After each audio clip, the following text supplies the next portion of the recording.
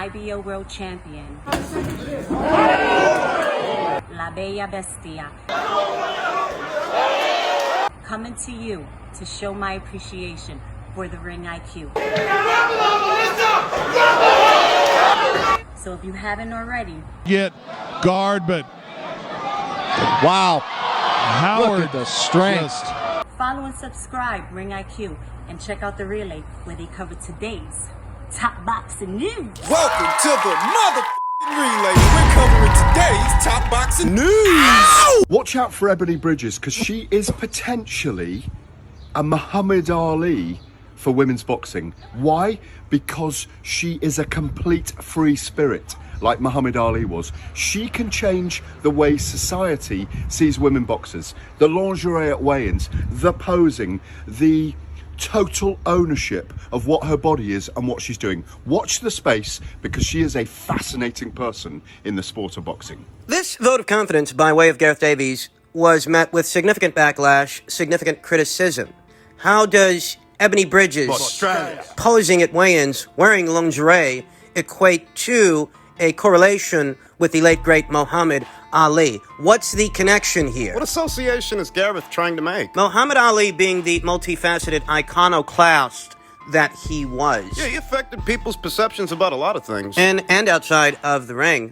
Quite famous for his philanthropic work. And activism. The stance that he took against the war and the draft. Muhammad Ali, not just the boxer, but the man, left behind a legacy that has reverberated throughout the ages, not exclusive to the hardcore boxing fan, the historian. Muhammad Ali's influence. What the hell does any of this have to do with Ebony Bridges? Well, the association, the tenuous one, that Gareth Davies is attempting to make here is not associated with Muhammad Ali's philanthropic work. His work as an activist. For equal rights, and the association that Gareth Davies is attempting to make here is not even associated with Muhammad Ali's body of work as a boxer, his professional record. We fought, we didn't fight, and how that resume has aged over time. No. None of these were talking points. Yeah, Gareth Davies wasn't talking about any of that. She is a complete free spirit, like Muhammad Ali was. She can change the way society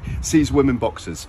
What Gareth Davies is referencing here, the specific association, is not when Cassius Clay became Muhammad Ali and what philanthropic work he was associated with later on in his career after the exile. And what led to that? The outrage we're seeing in reference to these comments is very much manufactured, disingenuous. What the hell are you guys so offended about? When the association being made here by Gareth Davies, a tenuous association, but in some ways valid one. In some ways it actually is. It is very specific what it is that Gareth Davies was referencing here, though many individuals out there will deliberately take Gareth Davies' comments out of context. They're going to make their own association. Expand upon the subject matter in a way that Gareth Davies did not. That Ebony ain't got a record like Ali. And that Ebony Bridges is not a political activist in all the ways that Muhammad Ali was, that she has not yet had the palpable effect and the influence. Well, wait a minute. Gareth didn't say any of that. Do these individuals even know what it is exactly that Gareth Davies was referencing here? She can change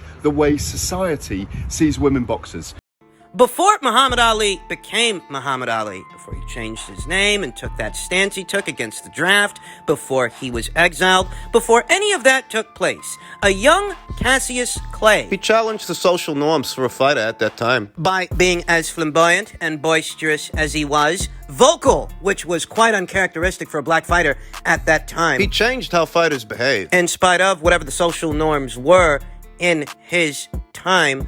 Cassius moved to the beat of his own drum. They didn't call him the Louisville Lip for nothing. And this is what Gareth is referencing. This is what he's actually talking about. Muhammad Ali wasn't the first flamboyant black fighter. There was his predecessor, Jack Johnson, the first black heavyweight champion before him. And he was pretty fucking flamboyant, too. Seen in the company of attractive white women, which was frowned upon for a black man at that time. Driving fast cars. Doing things the way that he wanted to do things. The flamboyant black fighter, as it were. That persona was not... That wasn't exclusive to Ali, you know. There was his predecessor, Jack Johnson, before him. And that's another conversation entirely, because this isn't about who did it first. This is about who did it better. This is about whose influence was more palpable, whose influence reverberated. Far beyond their boxing career. This isn't about who did it first. This is about who did it better, on what scale, and how that was received at the time. Cassius challenged the social norms. Challenged what behaviors and practices were seen as acceptable of a fighter, a black fighter, in his time. And in that way, that's where Gareth Davies' correlation exists. Because Gareth feels Ebony's doing that for The women. lingerie at weigh-ins, the posing, the total ownership of what her body is and what she's doing. Women in sport who want to be taken seriously as fighters, seriously as athletes, but don't want to have to dumb down their femininity in order to do so. Compromise who they are to make other people comfortable. And that's the connection. The tenuous one that Gareth Davies is making here, that the Louisville lip wasn't going to change who he was to appease other people. And the same can be said for Ebony Bridges, who's amassed a growing number of criticism. She's not going to go out there in a poncho or garbage bag to make other people comfortable with their own bodies. The Louisville lip, Cassius Clay, would not be silenced to appease other people. The association that Gareth Davies is making is how Ebony Bridges will not change her behaviors or her practices to appease other people. What exactly is she doing that should aggravate them anyway? Wearing lingerie at weigh-ins? You do realize that Poland's former super featherweight champion, Eva Brotnicka, she's been wearing revealing lingerie at weigh-ins for years, and it didn't bother anybody, so why should it bother anybody when Ebony Bridges does it? It shouldn't. Mia St. John, before them, their predecessor, she actually posed for Playboy. I don't see any of these people crying about it. You have to wonder what the real motivation is here. Because this selective outrage seems quite disingenuous to me, especially since it's coming from people who aren't even familiar enough with Muhammad Ali to know what it is that Gareth Davies is referencing. How could you be that up in arms about it when you don't know that much about Muhammad Ali? You don't know nothing about the Louisville lip. Since they don't, how could this association offend so many people when they're not familiar enough with Cassius Clay to even be offended? Oh, you're a big Ali fan, huh? I'll tell you what I think. I think in today's day and age, today's era of cancel culture and virtue signaling, A lot of the outrage you see is manufactured. it's disingenuous and fueled by ulterior motives, because these individuals that are outraged are neither familiar with Ebony Bridges or Cassius Clay, so much so that they should be offended when this association is made, because had they been familiar with the subject matter, they wouldn't be offended in the first place. They would have known what Gareth was talking about. Because she is a complete free spirit, like Muhammad Ali was. They wouldn't have to make all these separate associations that Gareth did not make himself in order to raise points of contention when those points... Nobody was talking about any of that shit. Gareth Davies himself didn't bring any of that stuff up. The critics did. What Gareth Davies did bring up was the free spirit of one fighter and how that pertains to another. That a tenuous parallel exists between them and how they will not conform to appease the masses, to appease their critics. That's the only association that Gareth Davies was making here. Seems like it went over a lot of people's heads. What's even funnier is that Gareth Davies didn't call her the Muhammad Ali of women's boxing. No, he didn't say that. You guys just took it that way. Because you guys don't actually listen to what's being said. You just wait for your turn to speak, as if you have anything to say. Anything worth hearing. When you don't. Watch out for Ebony Bridges, because she is potentially a Muhammad Ali for women's boxing.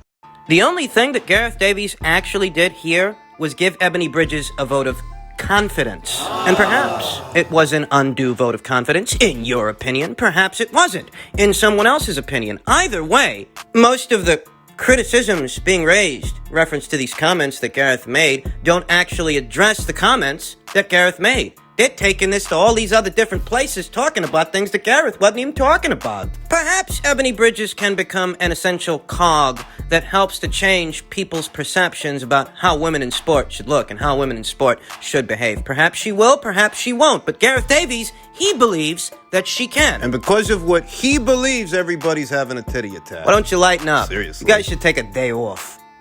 That's my opinion. Is Canelo pound for pound number one for you at the moment? No. I think he's a tremendous fighter. I still personally say Terrence Crawford. I know he's been inactive. and it takes nothing away from Alvarez because, you know, but the level of guys that he's fought recently, I mean, it is what it is. You got to call it what it is. So, and not. I mean, come on, man. Let's face it. We know who he's fought recently, and it has nothing to do with him being a great fighter, because I truly think that he's a great fighter. But there are guys out there that will give him a better run for his money than the few guys he's just fought recently. And it's not saying that he's avoided any of those guys. I'm not even insinuating that. But I like to see him, how he matches up with Plant, Charlo, Benavidez. I would like to see those kind of fights. I don't want to see Yildirim and no knock against Saunders. No, you know, I don't want to see those kind of fights. Because, see, I know what it's like to fight a big, strong, athletic fighter who ain't going to back down and who's going to continue to bring it and willing to exchange and gonna be in his ass all night. Yeah, if Leonard wants to see those fights between Caleb Plant and Jermall Charlo and even David Benavidez, all of those fights are possible if those guys are willing to do what they've got to do to get that fight, and that's across the street. Because if the people over there at Fox, if they can't get the deal right... That shouldn't stop those fighters from getting career-high prices. That shouldn't stop those fighters from getting what would be for them career-high paydays in order to put the network first, the network affiliate of the PBC. Unless the network affiliate of the PBC is going to offer them something comparable to what they would make fighting Canelo Alvarez, there's no reason those fighters should be held for ransom. There's no reason those fighters should be held hostage. I'm not against any of those fights. I view every single one of those opponent options as being interchangeable, none greater than the other. All acceptable, along with Billy Joe Saunders, unbeaten 2-division champion Billy Joe Saunders, along with unbeaten champion Callum Smith. There's no distinction. Leonard Ellerbe has a lot of fucking nerve. And this was expected. The smear campaign against Canelo Alvarez due to the collapse of the Caleb Plant fight. Now what they're gonna do is badmouth him. Badmouth and belittle his opponents, berate his career, his accomplishments, all which exceed the accomplishments of the PBC's stable of fighters. None of those guys are doing it like he's doing it. 3 fights in 5 months consisting of 2 unbeaten active world champions and 1 mandatory. Which PBC fighter's fighting on that kind of schedule? That we should be so short-sighted, so critical of Canelo Alvarez, and so accepting of those fighters, and that's stable. Which one of those fighters just a few months ago provided a gala spectacle, a unification match of active reigning world champions in the super middleweight division in front of over 70,000 fucking people. Which one? I mean, Leonard Ellerbe is allowed his professional anecdotes. It's a free country. He can feel however he wants to feel. It's just that people aren't going to agree with him. Because it's all bullshit. The PBC had every opportunity to stage a unification match of their own with their own 2 active world champions they had at that time before David Benavidez lost the WBC title on the scales. You should have been fighting Caleb Plant instead of Romer Angulo. The PBC placed no emphasis on staging that unification match in a timely fashion. They wanted to marinate it, and as a result of that, they missed out an opportunity to give the fight fans what Canelo is giving the fight fans, and that's unification matches. They had plenty of time to do that before Canelo picked up those 3 belts. They chose to fritter the time away so that they could turn around and berate Canelo. David Benavidez and Caleb Plant reigned as champions parallel to each other for a while, long enough that the fight could have happened, should have happened, because they're both on the same side of the street, so there are no network and promotional politics to have to work around. That obstacle wasn't there, yet the PBC failed to deliver the fans that fight in a timely fashion. They had every opportunity to make that fight. Yeah, David. He first became WBC champion at this weight 4 years ago, 2017. They didn't stage any unification matches with any of the other champions at the weight at that time. They didn't. Sides of the street, all that jazz. Caleb Plant ends up picking up the IBF title in January of 2019. 2 years ago. You had 2 years to get it done. 2 years to do the fight. You didn't do that. You didn't deliver any unification matches to this division. You had access to at least 2 of the 4 alphabet titles at this weight, yet you failed to get the job done. Here with Canelo Alvarez and Caleb Plant, it's more of the same. You can't turn this around on Canelo. Canelo Alvarez, in a meager 5 months, has delivered more unification matches to this division than you have in 4 years. Well, you can feel however you want to feel. And you can say whatever you want to say, smoke screen or otherwise. People aren't going to buy it because people aren't fucking blind, not the paying public. You guys had plenty of time to do what he's doing. And you know what? You still have time to make fights with him. It just might not be on your side of the street. And that's the sticking point, isn't it? Because before this even became about Canelo and Caleb Plant and that fight's collapse, they offered Jermall Charlo that fight. Talked about that here on the channel several times in the last 2 years. I believe it's been about 2. How Oscar De La Hoya said an offer went out to Jermall Charlo to have that fight with Canelo Alvarez and somebody on his side. They turned it down. That was very recently confirmed on G Funky Boxing's channel here on YouTube by none other than Roberto Diaz. of Golden Boy. He's asking you a question, Roberto. He says, please settle the online debate. Can you confirm if Golden Boy did indeed offer Jermall Charlo a Canelo match for May of 2019? There's been a lot of talk about that online, but we don't know for sure. But could you answer that question? Absolutely. Eric Gomez called Al, made him an offer, and I believe, and it was a few years ago, but I believe the reply was, we are worlds apart. And the offer was more than Charlo's made so far. So, I mean, but, you know, obviously when it's a Canelo fight, everybody wants, and that's the difference today. A lot of fighters see that Canelo as the sweepstakes, the lottery ticket. If I fight him, I got my retirement check, win or lose or draw. And that's not how it was in the past. You know what? Sugar Ray Leonard fought Marvin Hagler because I want to beat him and I want to go down as the greatest and I believe I can beat him. And, you know, Duran fought, you know, they all fought each other. Why? Because they believed they can win, or they wanted to try to win and be great and go down in history. And that's not what we're having today. Right now, it's like, I just want to fight him because I want to get paid. I've long held to that notion, the one Roberto Diaz just expressed in reference to how people actually view a Canelo Alvarez fight and whether or not they're approaching the fight with a winner's mindset. What do they really want to get out of all of this? I've long held to the assertion that Jermall Charlo was, in fact, offered that fight, and someone on Jermall Charlo's side did, in fact, turn it down, because that is in keeping with what we've already seen from the PBC for many, many years now. This isn't a question of Canelo Alvarez's quality of competition, a quality that far exceeds anything you see from the PBC at this point in the juncture. No, this isn't a question of Canelo Alvarez's quality of competition, which we all know is better than Jermall Charlo's and David Benavidez's and Caleb Plant's. This isn't a question of the quality of his opponents. No. And it's not a question of whether or not he wants to deliver big fights to the fans. He's delivered big fights, much bigger fights than all those guys have. This isn't a question of that. This is a question. It's not even a question. It's a fact, a simple fact. Canelo Alvarez has consistently delivered more big fights for the fans than any of your fighters have, even when you've had the opportunity to do so independently.